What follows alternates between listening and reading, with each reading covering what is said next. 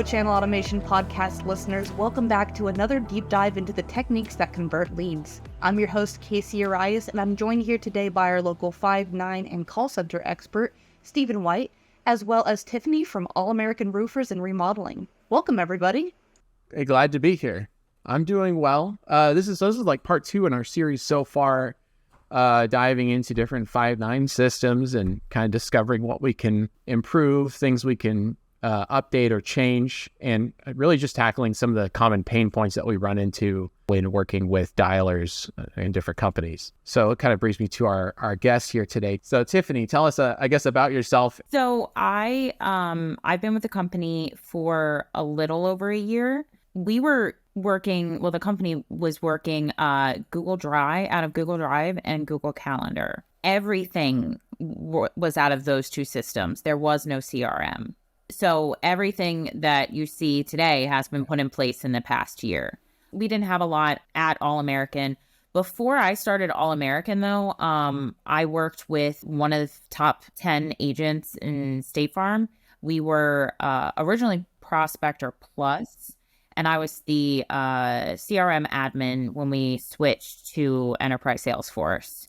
I drove their sales, I put together their sales process throughout that system. So that's kind of my background with this. So I have some knowledge. So very in the process. Salesforce heavy. Yeah, I love Salesforce. I really do, because I feel like it has that ability to do like an automated, catch up. Whenever you have a task, you can make sure that task comes back when you need it to, which brings me to my pain point. One of my pain points with Lead Perfection Five9 is that I don't know how to bring that lead back when I want to. If we've talked to somebody, I just want to know how to bring them back to us, whether it's in 30 seconds, 30 hours, or 30 days. And that's been one of my biggest struggles so far with them.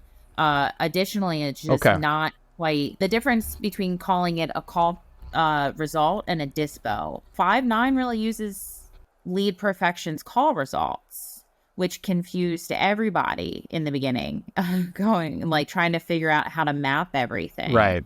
So yeah, trying to figure out the process, the actual life of the lead through both systems, that's been a pain. Some days I don't know where the lead actually goes. It's challenging, right? Yeah, super challenging.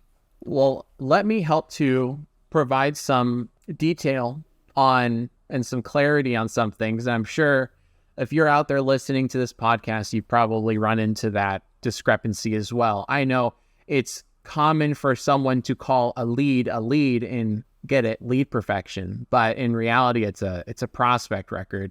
And then underneath the prospect record, like object for the Salesforce people, there's a lead object underneath each one. So you may have 2, 3, 4 lead objects underneath your prospect record. That's even a challenge, I think, from coming from an outside system and coming into Lead Perfection. It's just understanding the differences and the nuances when you're going through and you're talking to. Yeah, there should be a standardization on lingo, man. We're all working towards the same thing, just called the same thing. Yeah, the challenge is there. Additionally, I was actually just having this conversation with a Lead Perfection agent earlier today, where the disposition being not in Lead Perfection, a disposition is really, is it a data versus is it a one-leg appointment, or is it a duplicate? And that shows up on the lead record. The call result shows up on the call history. Just the difference is there. If you're not ready, or if maybe you're coming new into the system and you start calling, one thing versus when it's not really that thing, it could cause confusion, especially when you're talking to the programmers over at Five9 or Lead Perfection. I will say, you bring up one of my other biggest issues with the system is that you have to dig in so far to figure out what's happening. Between the Five9 Lead Perfection, with Five9 not sending notes over, or at least they tell us they don't send that result over. It's a once a day refresh. I just don't understand how, where do those notes go? How do we know what's happening? All of that kind of stuff. I really want to know where that lead is and who's touched it the entire time it's been in the system. And that's just another pain in the butt to figure out. So, I mean, there's a few really cool reports that you can use. Maybe you've already gotten used to them. Like on Lead Perfection, for instance, there's a lead audit report. Have you used that one before or familiar with it? I just started playing with that not too long ago. I didn't know it was an option, but when I started to notice that some of our leads weren't getting into Five9 or they weren't being called right away, that's when I started to kind of pay attention to that a little bit more. So what kind of fields show on that report? Like what kind of questions can you answer? Yeah, so the lead audit report does a full breakdown of exactly who's touched a lead over its lifetime. It's under reports, call center, lead audit, I believe. And if you go down to the lead audit, you put in a lead number, it's going to show you when the lead was uploaded, who's looked at it, like who's loaded it up on their user instance, which is why it's important to have everybody have their own login as well. For some companies try to cut corners and give multiple people the same login. At least this way, it will provide you a breakdown of like John looked at it, then Chris looked at it, then Jacob looked at it, then Jennifer looked at it. And at the end of the day, Jennifer went in and actually made the call and set the appointment. So I can see for a fact that she was the one that set the appointment, even though maybe John or Jacob are making some claim that they had some kind of conversation with this person. It breaks it down a little bit better. There's a cool report that I do on Five9 that also kind of provides a call history for that person. I can help us maybe build out that report today if you're interested. It would be able to show us from start to finish how many calls have been made to that person, who made the first call, the second call, the third call, was it inbound, was it outbound, and the recordings for each one. I know that's been very helpful for some of the people we've spoken with in providing like a autopsy report for that lead record. Having that report would be beneficial to you, Tiffany, and like how you're trying to find out, I guess, a little more detail on what's happened to a lead over time. Oh, definitely. Because like I feel like trying to figure out those reports sometimes there's a lot going on in the reporting for Five9. So I would love to have that. All right, cool. Let me go ahead and dive into a little bit of the reporting within Five9. And if you haven't gotten used to it, it really does look very confusing if you're not used to it. Yeah, it's very confusing to look at. I think it's kind of similarly designed. So every time you open up a new report, it always comes up with this like tabular summary matrix report. The difference between the three is this is kind of a list. This is just a summary of a list. And then this one is like a dynamic list. So I'm going to stick with our tabular report of the call log, just generally speaking. This screen, super confusing, honestly, to start off. It's providing us different columns on our final report we're looking at here. If I go through this and I build out column-wise what's important to us, I'm not going to need a lot of statistics for this call. I'm going to need some call data, and then agent ID will be important, and a couple custom fields. These look like custom fields for your team list, underscores and things. Whenever there's no full caps, I know this is a custom field you guys have set up. Worksheet, if there's like a company that's using worksheet, usually that's like a medical field or something like that. For this one, I'll take a last disposition. And this is where I brought up before the call that there are different disposition fields. Like if I just search, and this is a great tool for finding a disposition. There's like disposition group A, B, C, and then this last disposition, which is a new setup. So I'll deselected these. Don't want to have all this data. Let's get the call recording on there. Yeah, recording is already selected. ANI and the DNIS is important. Call ID, don't worry about that one. Abandon's fine. Campaign, call type, looks good. Agent, can just get an agent. It's fine. So this is the part of the podcast where if you're watching on video, you'll be getting a lot more information about what's happening. Yeah, absolutely. If you're listening to this, I'm just saying words that don't quite make sense to you. You have to fill it in with your imagination. That's right. Let's just run a report for, what I'll do is I will pull this to this screen. So what kind of information, while Steven's doing that, Tiffany, are you looking to get out of Five9 that would be helpful in determining like your call center strategy? At this point, honestly, like we're kind of at the point where we're so new to the call center, like we're still kind of training a lot of our agents, not necessarily their abandon rate, but like their actual convert rate. What are they getting appointments? Like what sources are better for them. That way we can train the agents, but we can also figure out what sources are actually working for us, because we do have quite a few sources. So we want to know which ones are actually sending us solid leads that are worth, chasing. All right, so it's like, because you've been flying blind for so long, you want to make sure that those feelings that you have about certain sources are actually giving you hard evidence that they're working, and that you're not wasting your money then on things that aren't working. Yes, definitely. Because we also just set up Active Prospect, which, let me tell you, doing Active Prospect in Five9 was a interesting journey that we ended up not needing to take. Active Prospect has helped in some ways, but we really want to know, like, at the end of the day, how many people are we getting on the phone, and how many people are we actually converting to appointments that get confirmed? We want to go through the whole life of the lead to make sure that it's not just we're getting it to the appointment and then we're not paying attention. I want to know, is it confirmed?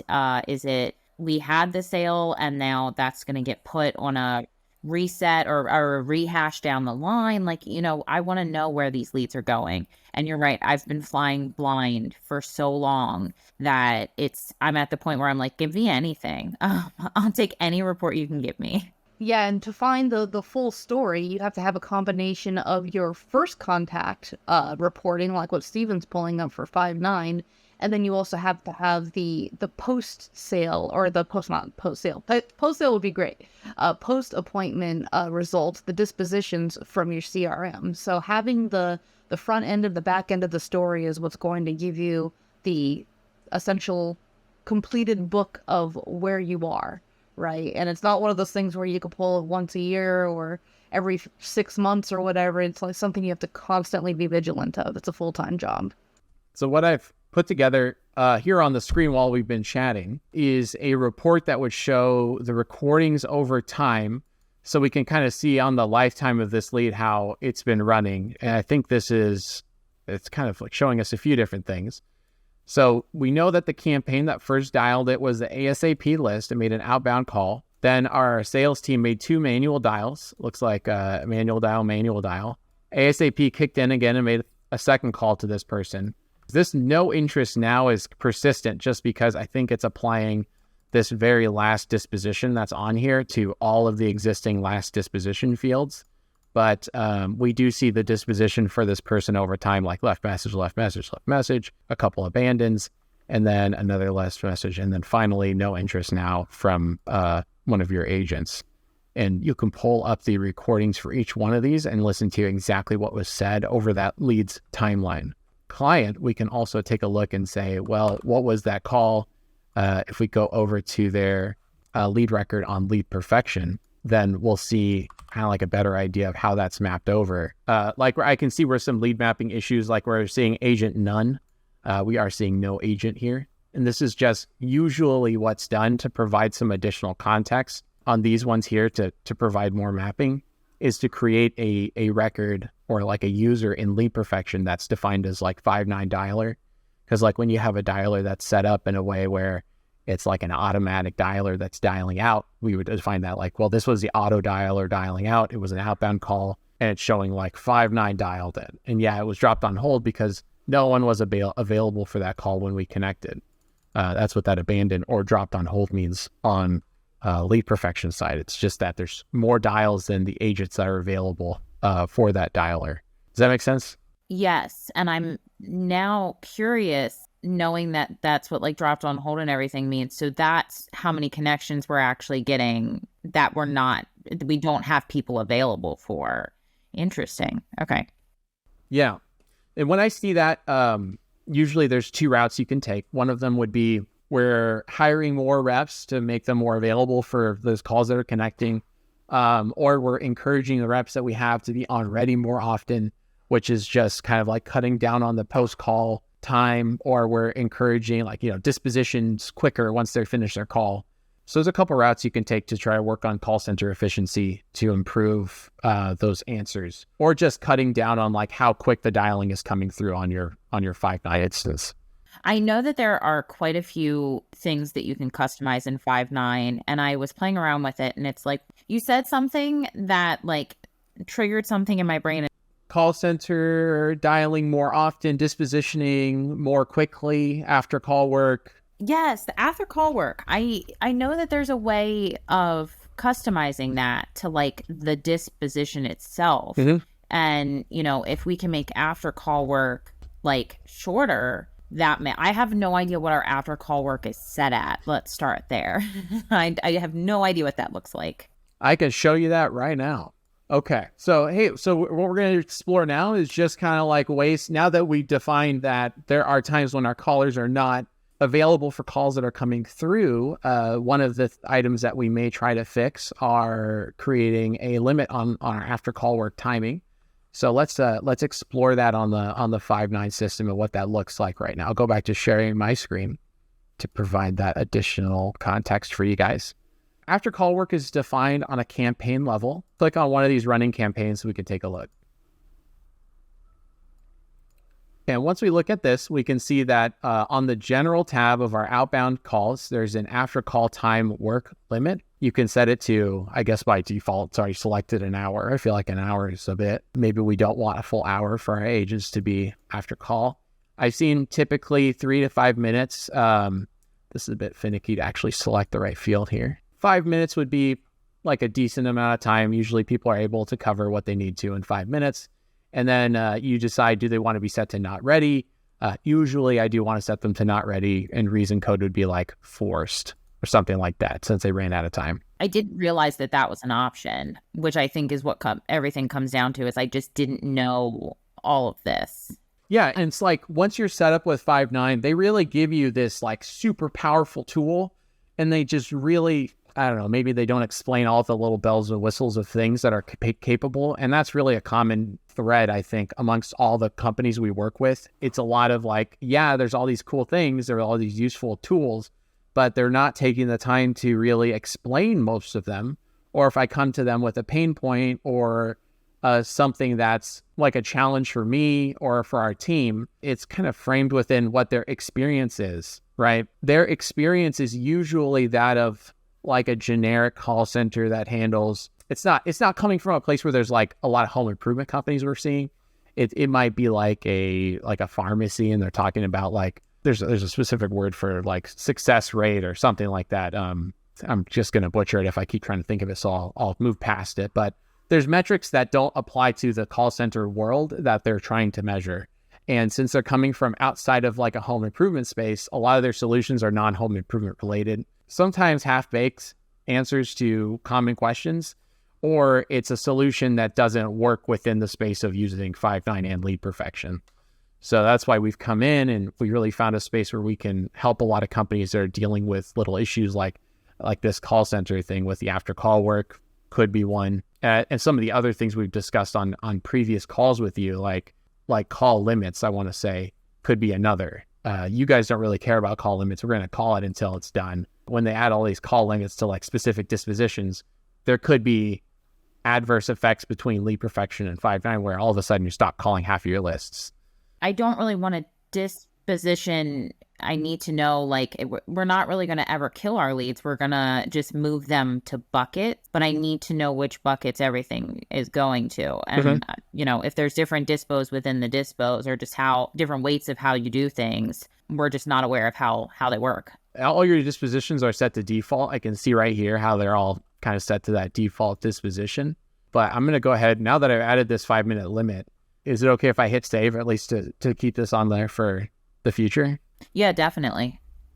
So I would recommend maybe after we're done with the call, going through and making the edits to the other campaigns as well, and then informing your team, because they're going to be like, what's this timer? I'm so used to just kind of like having as much time as I want, really work after the call is completed. It's a habit that's going to have to be worked on with the team so that they're able to kind of keep that in the back of their mind. One additional thing we've seen done is after we enable this kind of like after call disposition work is on the supervisor's side, which is like an entirely separate podcast we could try to do, is like setting up the supervisor screen so that it shows you when somebody is at like 3 minutes on their disposition like after call work, it gets to 3 minutes, it shows up red on your screen. And you're like, hey, Johnny over there, you gotta, what's going on? You done with the lead? Are you moving on? You're sticking around? We have more calls in the queue. You have to get back on ready.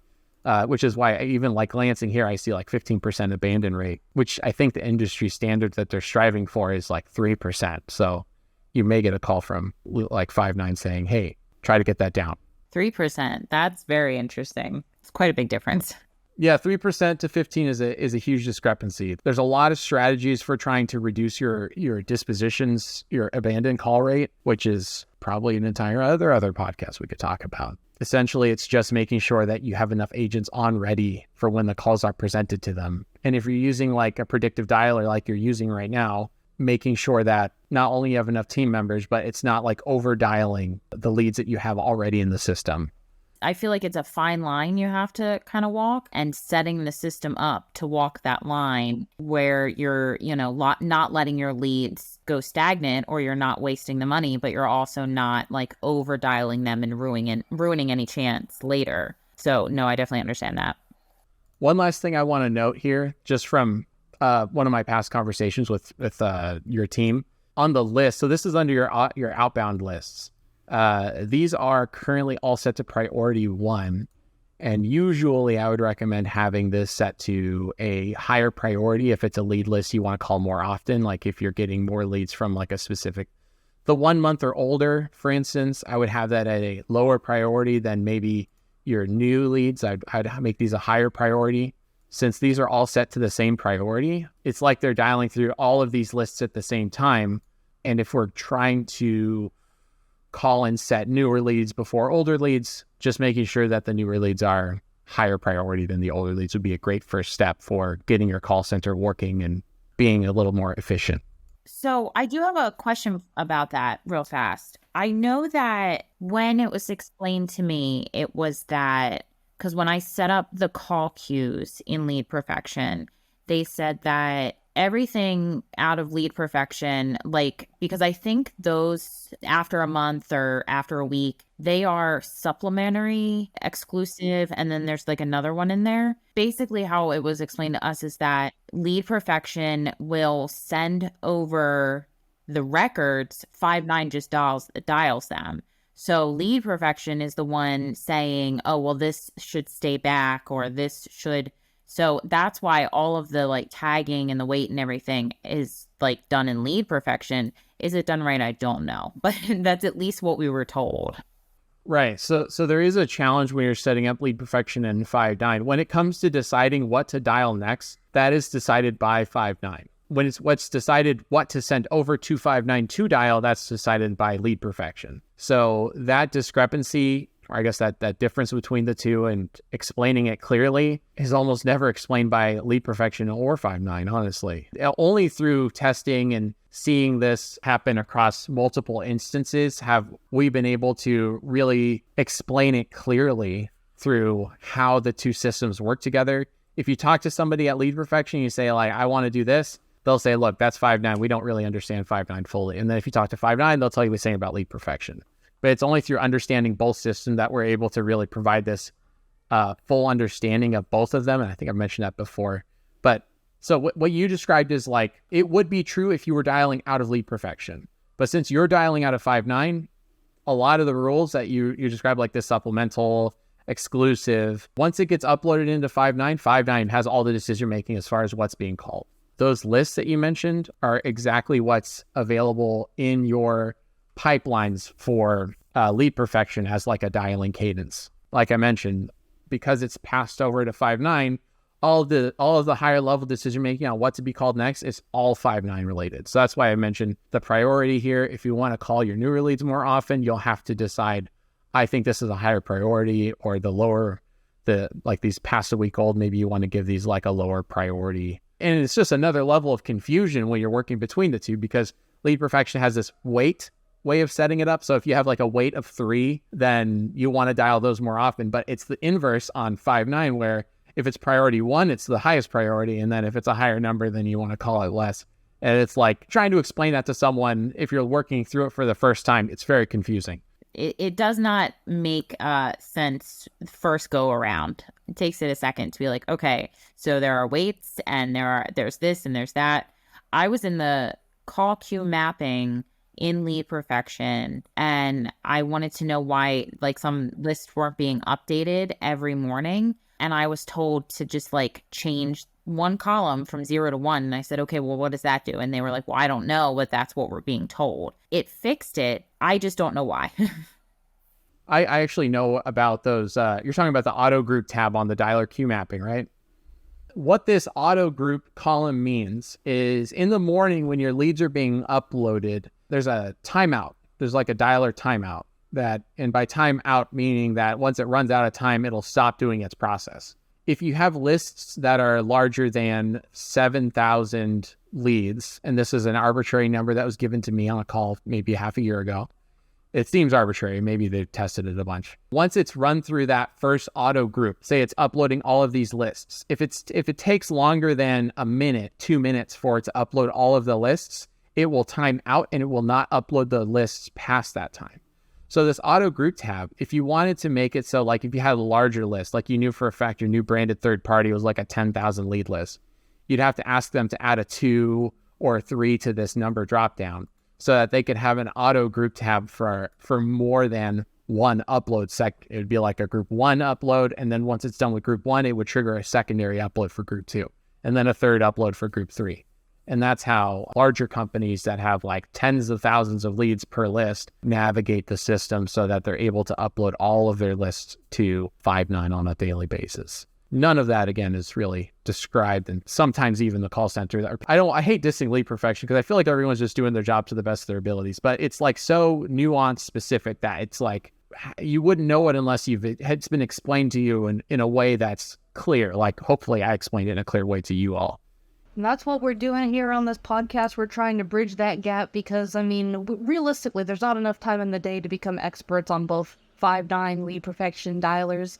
So we're trying to give you just little snippets into how that is going to be organized and how to best optimize your experience from calling to closing. Right. So thank you again, Tiffany, for joining us in. Thank you, Stephen. That's going to be it for us today. Whether you love or hate what we talked about, we do want to hear from you. So comment or shoot us an email at hello@channelautomation.com. Also, please consider subscribing to this podcast and continue to get tips on marketing and call centers. As always, we'd like it if you keep that conversion high.